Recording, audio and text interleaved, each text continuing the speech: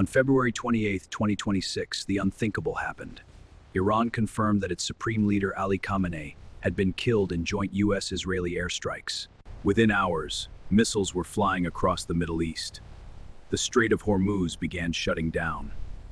Hezbollah opened a northern front against Israel. American B-2 bombers struck underground Iranian targets, and the region entered its most dangerous war since 1973. This is how it happened. The roots of this war stretch back decades. Since the 1979 Islamic Revolution, Iran has positioned itself against Israel and the United States. Under Khamenei's leadership, which began in 1989, Iran expanded. Ballistic missile programs, regional proxy networks, uranium enrichment. Tensions escalated sharply after October 7, 2023, when Hamas attacked Israel. The regional proxy war intensified. By late 2025, Iran was already unstable. Mass anti-regime protests erupted across more than 100 cities over economic collapse and repression. The country was already volatile. Then came February 28th. On February 28, 2026, Israel launched Operation Lion's Roar. Simultaneously, the United States initiated Operation Epic Fury, confirmed by U.S. defense officials. According to U.S. and Israeli sources, over 2,000 targets were struck inside Iran within days. Iran's air defenses were dismantled. Air superiority was achieved over Tehran. Senior IRGC leadership was eliminated. Most dramatically, Iran confirmed the death of Supreme Leader Khamenei on March 1st. Iranian state media declared 40 days of mourning. The strike reportedly killed additional senior officials and members of his family. The decapitation of Iran's highest authority sent shockwaves worldwide. Iran responded with missile and drone barrages across the region.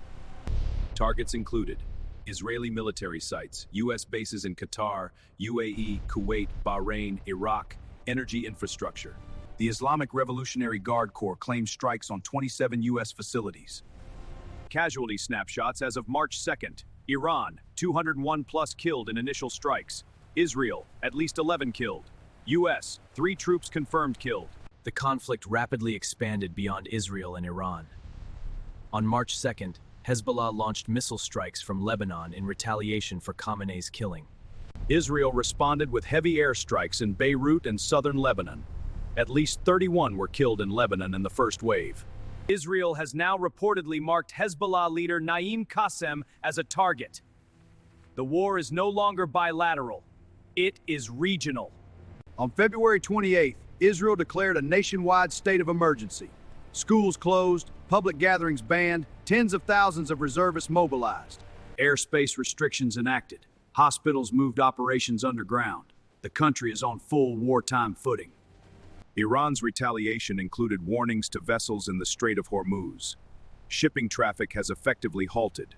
Major global carriers suspended transit. Oil markets trembled. One seafarer has been killed, multiple tankers damaged. Nearly 20% of the world's oil supply flows through that choke point. This is no longer just a regional war. It is an economic crisis in the making. One of the defining features of this conflict, the gap between claimed and verified.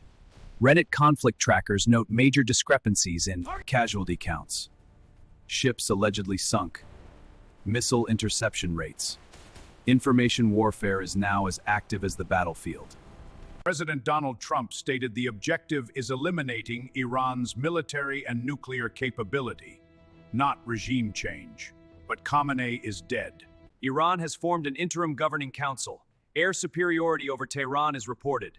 If leadership fragmentation worsens, internal instability could deepen the war. China has condemned the strikes. The UN Security Council met in emergency session. No ceasefire is in sight. In less than 72 hours, a supreme leader was killed. Over 2,000 targets were bombed. The Strait of Hormuz was disrupted. Hezbollah opened a second front. U.S. troops died in combat. The Middle East is now an open interstate war, and the world is watching.